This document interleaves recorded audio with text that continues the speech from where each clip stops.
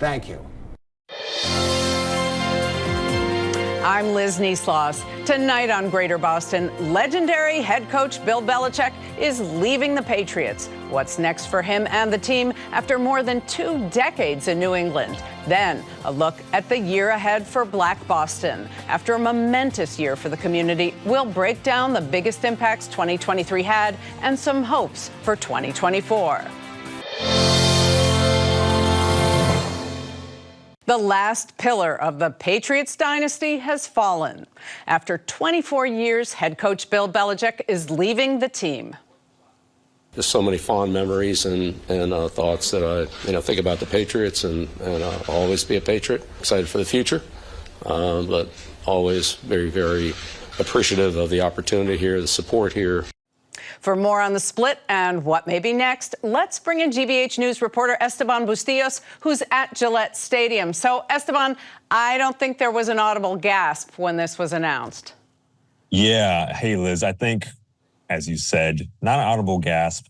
This had been sort of in the tea leaves for a little bit, right? I mean, obviously, the Patriots didn't have a great year this year. Year before, missed the playoffs. Year before that, made it to the playoffs, lost in the first round. That wasn't really the expectation, the standard that had been there under Bill Belichick for his tenure here in New England. So yeah, there was a sense that maybe there was a change going to come. But just to see it happen and to see Bill Belichick no longer be part of the New England Patriots is still, it's mind-blowing and it's difficult to almost comprehend. Right. So, but this was a parting of ways. This wasn't a firing. We knew that wasn't going to happen. I think Kraft had made it clear, even saying at one point that Belichick should go on his own terms or when the time comes or, it was clear that wasn't going to happen. Let's hear kind of how he joked a little bit about the departure. This is Kraft. It'll be difficult to see him in a cutoff hoodie on the sideline, but I will always continue to wish him continued success, except when he's playing our beloved Patriots. Except for that moment. So Kraft he called this a marriage, the greatest marriage in, 24 years plus. So, do you think people are really going to be wondering, Belichick without Boston, what is he? But, remind us, this is a guy with an enormous record. Right. I mean, he's even before he came to the Patriots in 2000, he was well regarded as one of the great football minds. And I think now he is solidified as maybe the greatest football mind that's ever been. I don't really enjoy those sort of superlatives like that, but definitely just one of the greatest who's ever been on the field, who's ever been just on the sideline trying to break down other teams. He's done it so well. So no, Belichick without the Patriots, I know it's intriguing, but regardless of where he is, he's always going to be one of the best to ever do it. And to your point that you said about Kraft, he made it very clear multiple times throughout the press conference today, this was an amicable split. He said himself, this was amicable. He didn't want it to seem like, they're trying they're going against each other. This was a mutual parting of ways. This couldn't have been done, I think, in a more smooth way to transition out of this relationship. And I think that may have been one of the reasons why they wanted to do it now. If you waited another season and things were made to be rocky and the chorus of, is he going to go? Is he going to stay? That became louder. This may have been an entirely different situation if Belichick stayed on longer than he has. So, yeah, and it wasn't just that last, 17-3 game with the Jets that was the final disaster. A lot of people would say the writing was on the wall back in November, even maybe earlier, but that game in Germany against the Colts, I think, you can explain, but the NFL playing overseas more, trying to bring the brand around the world. So, when they were playing that game in Germany, I think Kraft was coming out and saying this is a really important thing. And after a disastrous game, he said, it was pretty ugly. Yeah. No, yeah, and the Patriots, as the NFL continues to try to expand its global reach, they have a large fan base in Germany specifically. So for them to lose that way, that was a big knock against the franchise, against the team. So I think that was an embarrassing defeat. But Kraft also said today, you know, as I mentioned earlier, how the team has performed over these past few years hasn't been the standard. So I think there was a need. I think he saw a need to change, not just from this year, but even going beyond that. And maybe those inflection points became even louder or even more obvious in this past season. But the need for change seems to have been there for a little while. Okay, so what about that need for change? Do you have any odds on who's next? There's a lot of names out there. Jared Mayo, Mike Vrabel. Some people are saying Jim Harbaugh. I mean, there are 7 open positions, something like that, for head coaches in the NFL right now. I don't know if that's, you know, unusually large, but there's a lot of potential for movement here. Yeah. As you mentioned, Mike Vrabel, the former Tennessee Titans head coach, that's a name that's been tossed out almost immediately since he got fired from Tennessee. Gerard Mayo, who's on the staff currently, both former players here in New England, both highly regarded in that sense. As you mentioned, Jim Harbaugh just won the national championship with the University of Michigan. I don't know if anybody has a real idea. I think there's a lot of talk. There'll be reports of sources say this, sources say that. The truth is, I don't think anybody knows. But what Kraft did say today is he said, "Look, he said this besides my family is the most important asset in my life." I think that's how he stated it in those words. And he's very committed to winning, and he said very specifically, "I want to get us someone who will get us back to the playoffs and get us back to winning in the playoffs." That's a tall task for any team to do. Only 7 spots in each conference that make it to the playoffs. And specifically, it's going to be an even taller task here to live up to the expectations that were set by Bill Belichick. So it's going to be one of the most fascinating coaching searches I think we'll ever see in the history of the NFL. And any clues on where Belichick might be headed? He didn't say one way or the other if he's going to stay in coaching or not, if he's going to retire. Who knows? I will say if he does want to remain in the NFL, if he does want to remain in coaching in general, there will be no shortage of teams with an empty coaching vacancy who would be glad, overjoyed to take him. Even teams that have coaches right now who maybe they don't perform as well as they want to in the playoffs, etc. I wouldn't be shocked to see any number of teams take him. But no, I don't think anybody has any solid clue on what the next steps are. Yeah, I mean, Belichick himself said it seemed to indicate he has a lot more in the tank to go, even, you know, when he was still in his position there. But so it is hard to say what will happen. You're going to be sad to not be reporting on the coach who, you know, gave you these long, deep, rich answers. Actually, and I think he sort of gave a parting gesture to reporters. Let's listen to what he had to say. To the media, for you guys, I don't know that anybody's gotten more coverage than I have or we have in the past 24 years. You know, meet with you guys a lot, respect what you do. You know, you're our voice to the fans, and even though we don't always see eye to eye all the time, most of the time, but not all the time, I do respect what you do. You're going to miss that? You know, that was one of the funnier parts of today to me. I've never seen him that just sort of just relaxed with the press in that way. So I think people are just going to miss just having someone who's so historic in the building overall. You know, you don't talk to many coaches and many athletes, anybody in the professional sports world who has the accolades, the resume that he does. I am really interested to see now, whichever market he goes to, whichever team he goes to, how that press corps will be prepared to deal with the day in and day out of the aura of Bill Belichick and his very sort of blunt style of answering questions, it'll be fun to see. Yeah, no, my favorite description of him was he was like your high school history teacher, sort of. Just yeah, and you know, even Kraft said one of his answers today to questions like, you know, somebody asked him what did you learn most from Belichick, and Kraft said, you know, he could.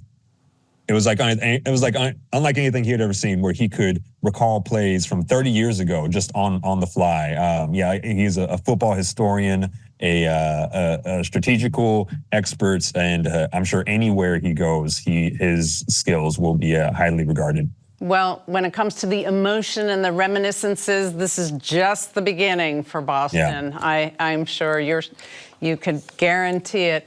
Thank you so much, Esteban Bustillos, for helping us sort through that. Hope we can do this again. Thanks, Liz. Next up, it's been nearly a year since the Embrace sculpture was unveiled in Boston, inspired by a hug between Martin Luther King Jr. and Coretta Scott King, who met and fell in love in this city. The piece is aimed at sparking conversation, education, and reflection on Black history and the future. Joining me to continue that conversation are Reverend Jeffrey Brown, a co-founder and co-chair of the board for Embrace Boston, the organization behind the sculpture, and Traci Griffith, director of the Racial Justice Program at the ACLU of Massachusetts. Thank you both for joining me. Thank you. Appreciate it. Reverend, thanks for having me. Sure. Reverend, tell me, what do you think the impact, you have a little distance now to look on, you know, this major event. So what do you think the impact has been? I think the impact has been far-reaching. We continue to see media pieces about the Embrace, the symbol of Dr. Martin Luther King and Coretta Scott King as he received the Nobel Peace Prize, that hug and the importance of coming together. And I think for me, it has been something that I have just enjoyed all year. I will walk past the sculpture and I will see, you know, people around it taking pictures there and having conversations. And I think those conversations are continuing, and it's just a joy to know that that's happening. And so, Traci, I want to ask you, I believe you were a former educator. I am. You are. So what impact does this have? This would seem to be huge, whether you're talking about school groups or just the idea of an educational piece. Yes, it's a beautiful thing to have it here in such a prominent place in Boston. It kind of reflects on, you know, the Dr. King before he was Dr. King, right? His origins here and the schooling that he obtained here in Boston. It kind of reflects on the ways that teachers and professors and, so many of the people who pour into our lives before we become who we become, right? It's very symbolic of that, right? And it's fitting that it's right here in such a prominent place where he learned so much of what helped him to become Dr. Martin Luther King Jr., right? His schooling here was instrumental in that. And a lot, though, had been made about the positioning of this sculpture. Do you think that it's in a very white part of Boston, some would say, some did say. Do you think that positioning has resonance in itself, will continue to have resonance? Oh, absolutely. Boston Common is the oldest park in the United States, and this is the first Black sculpture that has been placed upon that park. People talk about the Massachusetts 54th sculpture, but that's really a sculpture honoring Robert Gould Shaw, and the soldiers are in the background. But this one really symbolizes the importance of Black life in Boston and in the United States. If you look at the African-American history of Boston, you'll see that it is interwoven into United States history.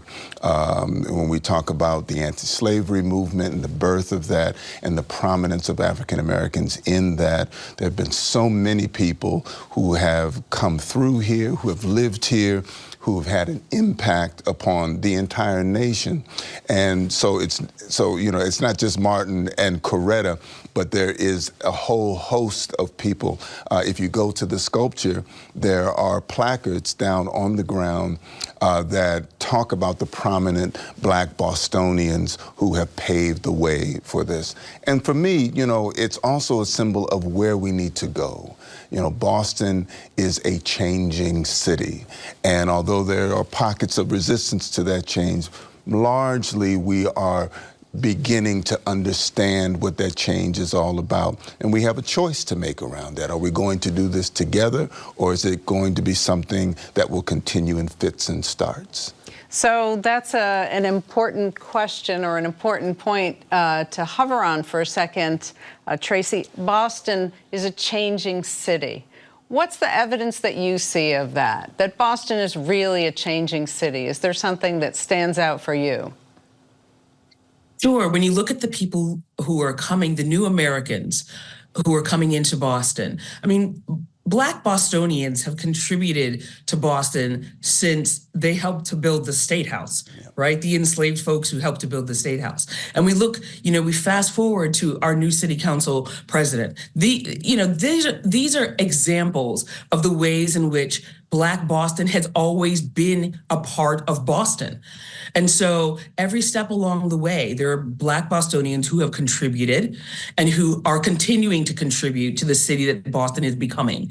And the new Americans who are arriving, the new immigrants, a lot of our population growth is seen through immigration or migration into our city. And we have to recognize that each one will have a role to play in how Boston turns out.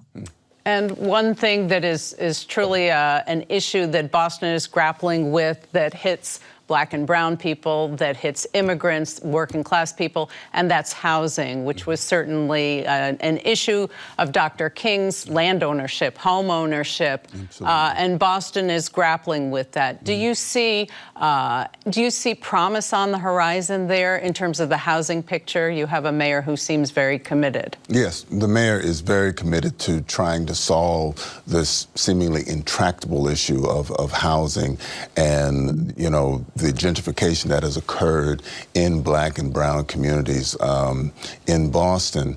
I'm a part of that new wave of people trying to find creative ways of resolving that. My company, My City at Peace, has teamed with HYM Investments, and we have won the designation to Parcel 3 in Roxbury, in which we will be building 144 units of home ownership opportunities, 160 or so units of affordable housing that would be in the 30 to 80% range of AMI. And of course, we'll have the Embrace Center there, which will be their cultural and policy center. And we'll be bringing the life science industry into Roxbury, 2,400 jobs, training center for residents of Roxbury so that they can get into these life science jobs, which in some ways are very lucrative. We're at a point now with Roxbury being 80% apartments, 56% of that is income restricted, that we have to turn the tide to understand that if we really want the city that we desire, that everybody has to participate in its wealth. That includes Black and brown people. And so the mayor's committed to that, and we're walking right with her. And one of the things the mayor has done, a very significant thing, is apologize for the Charles Stewart case. Oh, yeah. Now, this, for people who might have forgotten this case, in 1989, Charles Stewart, a white man, shot his wife, said a Black man did it, and two men were held unjustly for this murder. And essentially, the Mission Hill neighborhood was besieged by police, stopping people, frisking them, intrusive searches. It was a very ugly moment and really has marked Boston. And what didn't happen was an apology. There wasn't an apology. So GBH at the time had a program called Say Brother, which is now Basic Black. And here's what was said on that program. about the idea of the apology. It's ridiculous that an urban community such as Mission Hill has to be traumatized by a suburban murder and no one wants to apologize to anyone. And so now Mayor Wu made that apology. She made up for the gap. Let's hear what she had to say. On behalf of the Boston Police Department, the Mayor's Office, and the entire city of Boston, I want to say to Mr. Swanson and Mr. Bennett, the entire Bennett family, and Boston's entire Black community, I am so sorry for what you endured. Traci, what was your reaction to that? What kind of impact do you think that had? Well, we absolutely commend Mayor Wu for apologizing on behalf of the city of Boston. It's an important acknowledgement that racist policing hurts real people and real families and real communities. But there's still so much work to do to address racial disparities in policing. And, we look forward to working with Mayor Wu to address those issues and working with our partners to address those issues. We need to make sure that safety means safety for everyone. And so we look forward to working. Do you feel that policies, practices have significantly changed since those days? I think that they have. But we still have so far to go, right? We know that there are examples of, unjust police practices, incarceration rates continue to be disparate. And so there are definitely things that still need to be worked on, and we're ready to do that. Okay, Reverend Brown, your reaction to that apology? Well, you can see evidence of that change. It wasn't just the mayor who apologized, but it was also the police commissioner, Michael Cox, who gave the apology to both the Bennett and the Swanson families. None of that had happened. Yeah, none of that had happened before, and certainly not from the police department in 1989. I mean, if you watched that HBO special, they had an example of what some of that prevailing attitude within the police department in the late 80s and the early 90s. But for me, I was there when the apology was given, and the emotion on both of those families, like the weight that was being lifted was really important. Tito Jackson, who was our former city councilor and also co-chair of the Embrace Board, gave a sort of like a requiem of what that family went through, and there was not a dry eye in the place for Black men. This kind of really bullying from police departments, and then people just walking away from it like, you just have to deal with it, is something that we've had to handle, over decades. And for an apology to be given was important, but it needs to be more than that. The Bennett family only got $12,000, and that was hard fought for, from the city of Boston. And the mayor is committed to doing something, for the family beyond that. I think that is as important as the apology. And the other gentleman who was also held for several weeks says it haunts him. Yep. Every single day. Yeah. By the way, the Reverend who was talking about the need for an apology, I believe he's now a bishop. This is Bishop Dickinson. He was also standing there in that group. Traci, I want to ask you, we are just talking about restitution for a particular event, but there's a lot of talk about reparations more broadly, done in many different ways. The Boston City Council is studying that. Do you see this is a moment where this is now moving from just a percolating conversation to something that people are really grabbing onto, that there may be change now? Well, the fact that there is a commission that's studying it, that's looking at it, that's considering it, right, to look at the ways in which it might be implemented or if it needs to be implemented. I mean, that's a step in the right direction right there. There's still so much to learn. There's still so much to figure out about what that might look like or whether it should even happen. And so, we're moving in the right direction again, but there's still so much work to be done. And there's a lot to learn as we go along. Do you think, Reverend, this is the moment where we can have a broader conversation about reparations? Yeah, I think it's already begun. It's begun in many communities around the United States. It's a complex issue when we talk about reparations. Our forebears helped to build this country to where it is right now. And so if you look at the relative wealth currently of the country, a significant portion of that is because of our ancestors. And so to begin having that conversation, I think is critical. Embrace Boston has helped to lead that. They are a part of that city study around this, and hopefully they'll come up with something. But, I just want to say, there's some things that we can do now, because the reparations question is probably going to be talked about for some time to come. Mm-hmm. Hopefully my grandchildren or great-grandchildren will be able to realize something and remember that their forebears, began that conversation. But we need to do some things now. We have to address the housing issue now. We have to address the jobs issue now. We have to address the health disparities now. Yes. And so, reparations is good for a conversation, but let's get to doing some things for today. And I want to ask you, Traci, this is not a specifically Boston question, but Claudine Gay. All the events that unfolded and her resignation. What do you draw from that? Well, I think, as I talk to my other Black women friends, right, we talk about the way that she was treated, and we talk about the things that, that the way that she was scrutinized and the things that she endured. Her place at Harvard was something that represented something so much more to Black women, right? Her ability to rise to that level.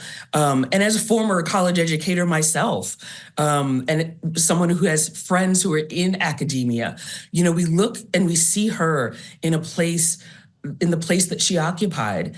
And it was something that we celebrated. And her departure hurts. Her departure hurts.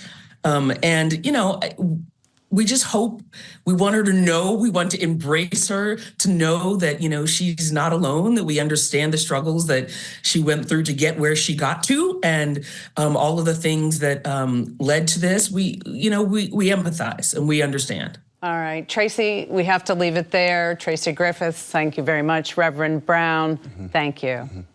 That's it for tonight, but come back tomorrow for Talking Politics. Should Donald Trump be barred from running for president? Adam Riley will talk to one of the attorneys behind a lawsuit to kick him off the ballot in Massachusetts. Plus, the debate over Governor Healey's plan to cut $375 million in state spending.